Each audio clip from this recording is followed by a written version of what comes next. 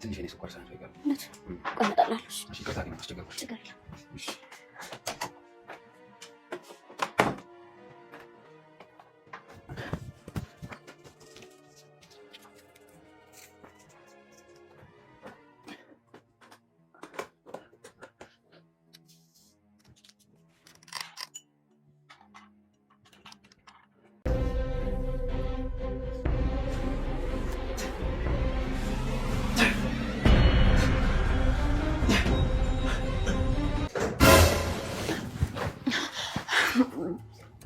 አድናን ሮቤልን እኮ ለማስተኛት እየሞከርኩ ነበር።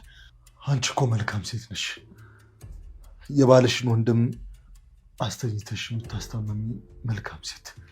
እንዳንቺ ልበቀና እኮ ማንም የለም። አዎ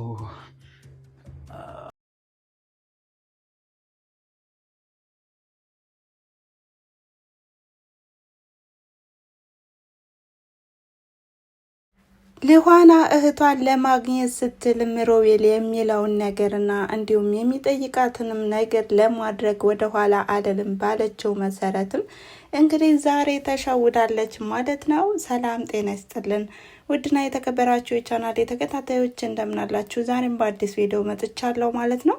ይህም በሉሃና ድራማ በክፍል 20 አዳዲስ ነገሮችንና እንዲሁም በባለፈው ክፍል ያየነውና የተመለከትነው ማስታውሰን ዛሬስ ምን ተፈጠረ ምን ተከሰተ የሚለውን ይዘን መጥተናል ማለት ነው። ታዲያም እናንተም እንደተለመደውና እንደዘወትሩ ማበረታታታችሁን እንሻለን ማለት ነው። ስለምታበረታቱም ደግሞ ከልብ አድርገን እናመሰግናለን። ታዲያ ዛሬም እንግዲህ ሉሃና በሮቤል እጅ ላይ ናት ማለት ነው። ነገር ግን አድናን በመድረሱና እንዲሁም ሮቤል ያሰበውንና እንዲሁም ያቀደው እቅድ ከሽፎበታል።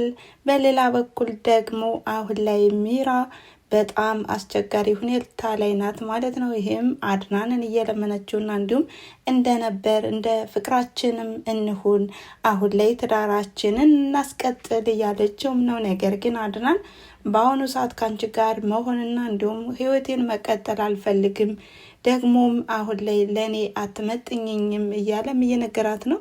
ታዲያ ሮቤልና ሚራም እንግዲህ ያደረጉትንም ከዚህ በፊትም ግንኙነት እንዳላቸውና እንዲሁም ተነቅቶብናል አልተነቃብንም የሚለውንም ነገር በሲስተምና በአንዳንድ ነገሮችን አድናን ለማውጣጣት ሞክረውም ነበር። አድናን ግን በፍጹም እንግዲህ ያው በሽርሞ ከመናገር ውጪ ግልጽ በግልጽም አብራችሁ ተኝታችኋል የሚል ቃል ባለመውጣቱም እነሱም በሀሳብ ሟምተው እንደሚያልቁም እያሳያቸውም ነው። አድናንም ቢሆን በዚህ እንደዚህ አድርጌ እንድታስቢና እንዲሁም ብዙ ነገር እንድታምሰለሲ ነው የማደርግሽ በማለትም በሚራ ላይ ይዛተም ነበረ ማለት ነው። ታዲያ በባለፈው ክፍልም እንዳያችሁትና እንደተመለከታችሁትም ሮቤል ከዚህ ቤት ውጣ ስለተባለም እኔ አልወጣም እንግዲህ በሉሃና ምክንያት አንዳንድ ነገሮችን ያው በማባበል እና እንዲሁም በእህቷ ምክንያት እንድሰነብት ሆናለሁ በማለትም አሁን ላይ ሉሃናንም ለምኗትም ስለነበረ ሉሃናም ከአድናን ጋር ተስማምታለች ማለት ነው። ሉሃና በአሁኑ ሰዓትም አድናንን ለምነዋለች። ይሄም እንግዲህ ሮቤል ከዚህ ቤት እንዳይወጣና እንዲሁም ከወጣ ደግሞ እኔ እወጣለሁ በሚለው አድናን በጣም ቅሬታም ስለተሰማው በዚህም ደግሞ በቃ ለልጄና እንዲሁም ሮቤልን ደግሞ ላንቺ ስል ተዋለው፣ ሚራን ለልጄ ሮቤልን ደግሞ ላንቺ ስል ከዚህ ቤት እንዲቆዩና እንዲሰነብቱ አደርጋለሁ በማለትም ስምምነት አድርገውም ነበር። በዚህም አድናን በአሁኑ ሰዓት ጭንቀትና ፈተናውም እንደቀጠለ ነው። ምክንያቱም ሮቤል በህይወቱ ብዙ ነገሮችን እየተበተበበት ይገኛል። እንዲሁም ራሱንም ለመጣል ማለት ነው። መጀመሪያ በሚስቱ ላይ፣ ሁለተኛ ደግሞ በመቀጠልም በሉሃና ላይ መጥቷል ማለት ነው።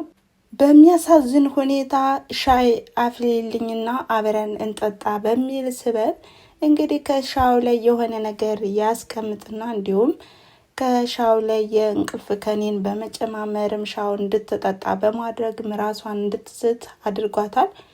ሮቤል ግን ምን አይነት ተንኮለኛና አስመሳይ እንደሆነ በዚህ ላይ መመልከትና እንግዲህ ማየት ይቻላል ማለት ነው። እንዲሁም በዓለማችን አስመሳይ ሰዎች እንዳሉና እንዲሁም ከነዚህ ሰዎች እንዴት መራቅ እንዳለብን የሚያስተምረን ድራማ ነው።